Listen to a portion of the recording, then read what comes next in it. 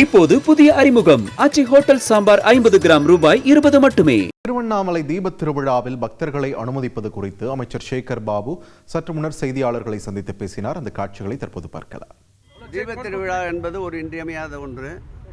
40 லட்சத்துக்கும் மேற்பட்ட மக்கள் இந்த ஆண்டு வருகை தருவார்கள் கணக்கிடப்பட்டு முன்கூட்டியே களத்திற்கு துணை முதல்வர், அந்த மாவட்ட துணை அமைச்சர், துறை என்ற வகையில் நானும், பல்வேறு துறைகளை சார்ந்த அனைத்து அதிகாரிகளும் ஒருங்கிணைந்து 6 முறை இதுவரையில் ஆய்வுக் கூட்டங்களை மேற்கொண்டிருக்கின்றோம்.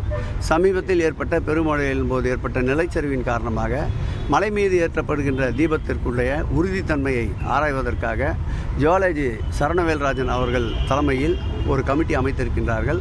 அந்த கமிட்டி 7, 8, 9 ஆகிய 3 நாட்கள் ஆய்வு செய்திருக்கின்றார்கள்.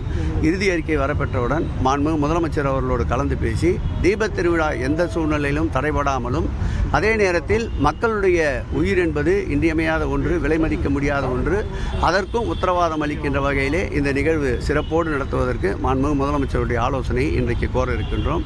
முதலமைச்சர் ஆலோசனைக்கு பிறகு எந்த வகையில் தீபத் திருவிழா நடத்தப் போகிறோம், எத்தனை பேர் அனுமதிக்கப்படுகிறார் என்ற விவரத்தை முறையாக வெளியிடுவோம். இப்போது புதிய அறிமுகம் ஆச்சி ஹோட்டல் சாம்பார் 50 கிராம் ரூபாய் 20 மட்டுமே.